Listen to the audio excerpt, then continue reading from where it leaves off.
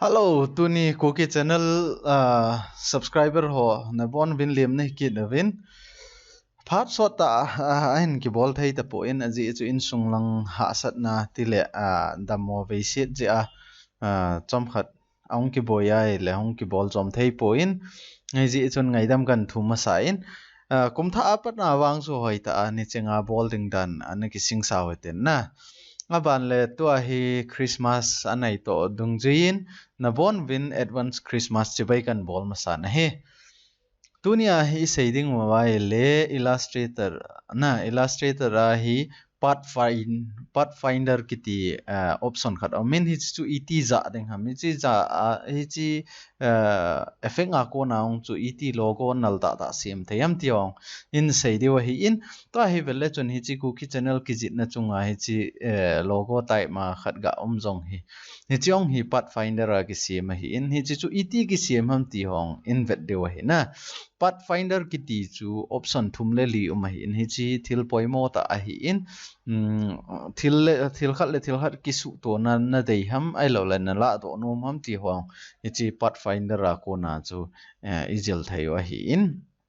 to a hi anaveleu han na hi chalaya hi chi site na ga ko yeu tin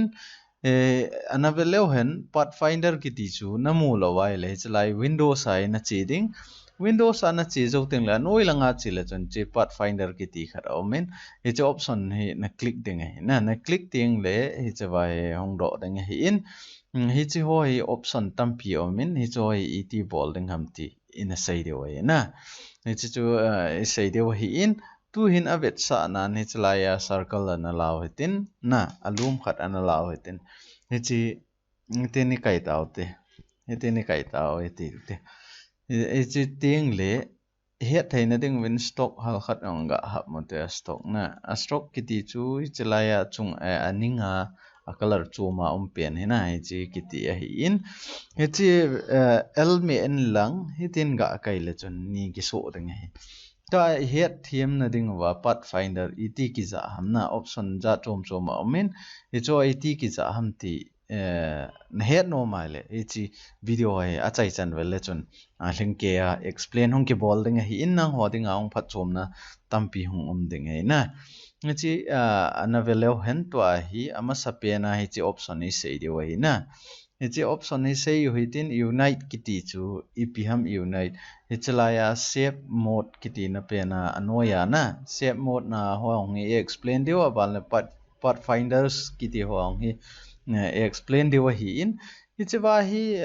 vele chun to hi chi click ngai ka ya le achum chuma hi tai koi khom nong le ni tai kai phat le achum chuma hi na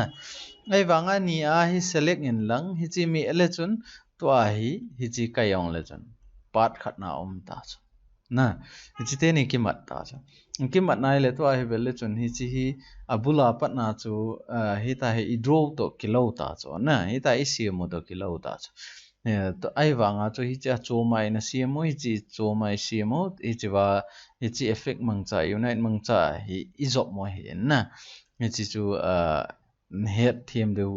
kata sanin aban lai chi undo ga bol kit no hitin undo ki ti chu back na re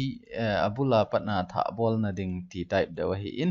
hi chi shortcut chu hi ai le chi wa hi control z me le chun na control g me le chun hi chi chu hi thai hi in aban le to hi ania select kit no hitin abana option khat pa minus pa na minus font pa ga jang kit le han hi chi me le chun vetang hi chi anung pa zo he uma ama sapa chun anung pa akat do hai chu na hi chi chu nang in na dei dan dan na kat thai a hi in ai wanga chu na he thim ding khat chu ama sapa chu anunga pa ding ama sapa na kat ding ti na ai cho ni chalai andu bol le han vetang hi chi te ni hi akibang bang ei wanga chu hi chi chunga hi chi ki koi chu hi chi alum pai na ki koi hi ji a chu hi chi hin akat ding e adan chu hi lai pa nai lai chan hun akat no mai le laki tabang na sim no mai le hi tai na bola hi chi na mi ani ana select ding e ani ana select ding abal mai na sina mi ai le vetang chi hla hi yang chu na hi ta ho option chu hi ti chu a hi in aban la to undo ga bol kit no hitin undo bol lo hitin hi chi hal khat kai kit no te abana pa hi a hi ai le intersect na intersect ki ti chu akito kha na akito kha na a hi in hi chi intersect ga mi le chun akito kha na si bo chu ki kat do ring adang si chu ki delete na akito kha na te ni bo chu kila a hi in akito kha lo na si chu mangai chi chu intersect na aban le to hi exclude kiti hi het thei ding in hi chi hitin ga bol le chun akito kha na si in jawa chu hi in to ai akito kha na si double a ga na si chu mang kit na hi na hi chi vai double a na si chu mang hi in jawa hi chi pa option a intersect nga choi le hi chi aman na si pa bo hi hi in ain la to a chu hi chi va hi exclude a choi le double a na si chu mang single a si chu mai na chi chu hi in hi chi thil poimo ta hi in thil in sim ting le hi chi apoya poimo aban le effective ta zong hi to hi hoi ta en vele chon itiam khana na vet nai le chi pipe long zong kilo cho na hi chi pipe long hi tai uma aban le khulang kho among na hi tao ki mo pe uku iti ziu uku ho type ho to kilo gita cho na hi ta cho drawing tampi sim thei a hi in to hi undo ball kit no hi tin hi chi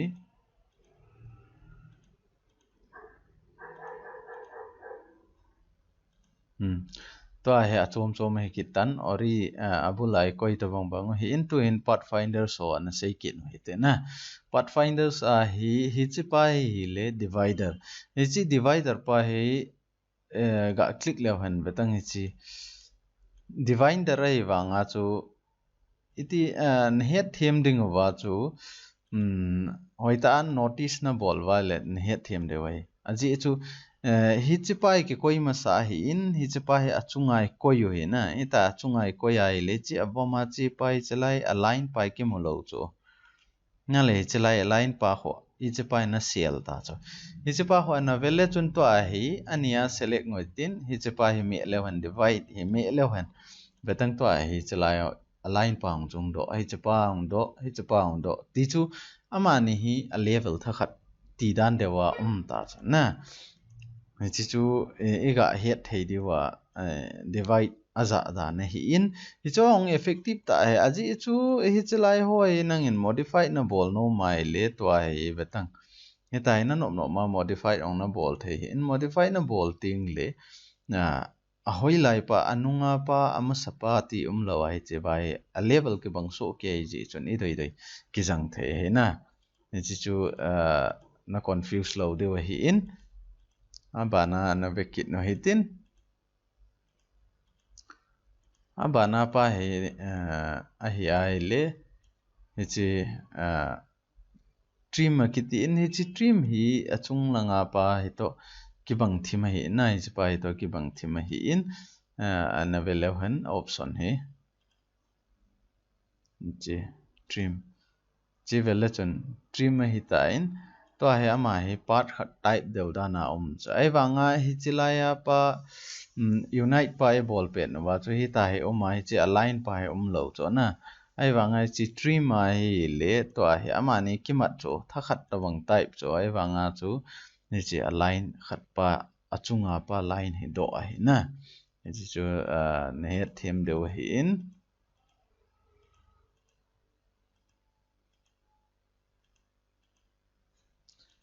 tu hin abana option an chi ki no hitin hi chi pai le mars na mars pa ong hi chi pa to ki lo thim chong minus pa hi to hi chi mars bol le hen to ai mars pa hi chi pai to ki lo thim ka tina unite pa to na unite pa ong chu jowa chu hi tai click mobile unite a hi in hi chi tai ma chu hi chi ong hi ki bang thim hi a hin la ki ba lo na khat chu hi chi ai khat a point ho na a point ho ki bang lo edit in bolding tiang le a khen khat chu hi chi pai nom zo hin a khen khat chu hi chi pai nom zo na chi chu ki bang thim mai ai wanga chu a chom mai ti chu het de wa hi in ban le banana check it no hitin na option khat pa a chai na lang a hi deu ta in chi crop pai le chun hi chi intersect to kilo thim kit hai hi chi betang crop na ai wanga chu hi chi wa hi ipiama ki ba lo na ti ai le hi chi na click tiang le betang hi chi circle pa ong do kit na lai cho na ai wanga khat pa chu hi ta hi circle khat pa do lo hi chi bo si ta cho hi chi option hi hol long la chun a chunga pa wanga chu ki mo lo intersect nga chu na ai wanga hi chi wa hi chi pa ong ki mo ai na no mai le hi chi pa ong hi hin le thei kit này na le dai ki hin le thei kit a hi in a hin la a chunga pa chu hi chi to bangai ki bol thei kit lo hi ti chu iga het deu hi in a ki bang thim ai wanga chu tu lai van ni chu ai le i ti sei ra na original ai lo le a thlem ho long ji na hi chi type deu dan khoi hi in a hin la za than hi aza nop na hi a chom hi in thilin siam tiang le hi cho hi khen khat chui chi vai za ai le nom zo khen khat chui chi vai za ai le nom zo ti ho thei hi na tu hin la second pa outline hi na sei tin outline in zo ang outline ni sei ta wen ni chi apoma ki kai pa hi chi outline na ki ti in ni chi te ni na select ngai chi na mi ai le chun ni chi si hi outline hi na ni chi ne he thei ding wa chu to ya sana ki koi hin apoma ga koi ki noi tin hi chi sulin leo han chi hu outline pa bo ma asunga I ma cham ta lo na le asunga I ma cham ta lo ai chi ba na chu ni chi akito kha na si ang he point ki hap ma hi in point ki hap be hi ni ji chu hi chi wa ko na ong hi nangin edit na bol thei hi ti na hi cho ai wanga chu outline hi chil adang ho lo pe a I ma cha effect lo ang chu outline chu bol thei tho hi in a hin la hi chi to banga he a point ki to kha na si point ki koi lo ding hi ne thiam ding a chu ne thei ne ding win khat ga sei be within hi chi vele chun to hi chi te ni I ma cha I chala ya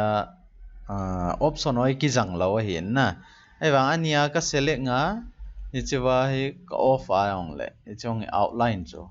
ai wang a chu outline hi ya ki to kha na si ki mat lo chu tai point yong ta lo hi chi ka no mai le khat na ong ka dop chon thei chu na le ai wang in zo wai chu ba outline ni bol pau chu a bona ki mat na hi in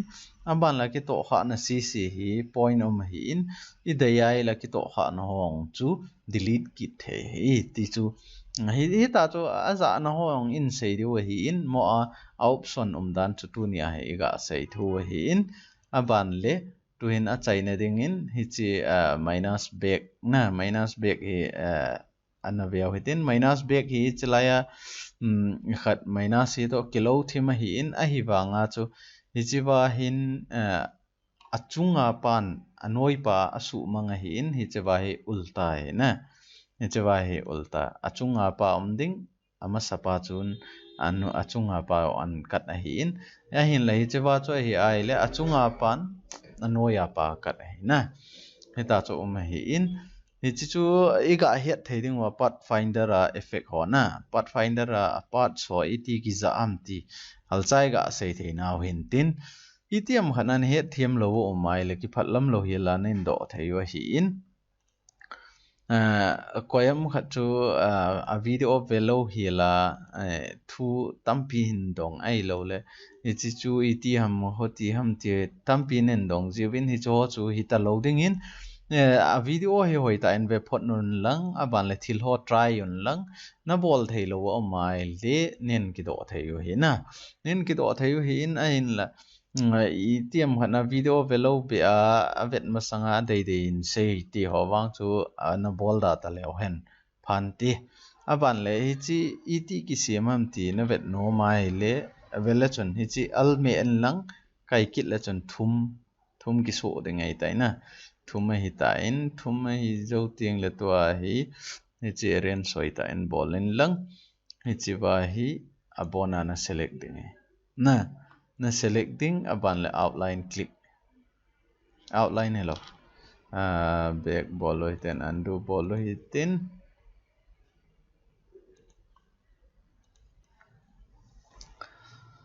hichilai